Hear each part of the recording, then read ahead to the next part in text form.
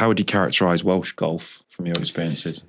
So the best golf courses in Wales undoubtedly are links with a smattering of cliff top, I think you'd probably say.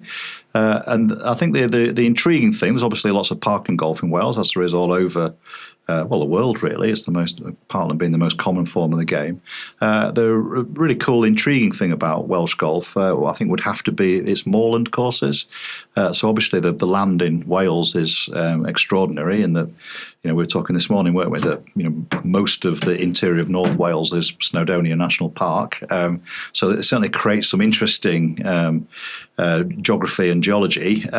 So there is some really interesting moorland golf for those who like that incredibly minimalist, naturalistic, rugged, simple style of the game. And indeed, we're doing a trip next month, aren't we, where we're hoping to go and see some of these for the first time.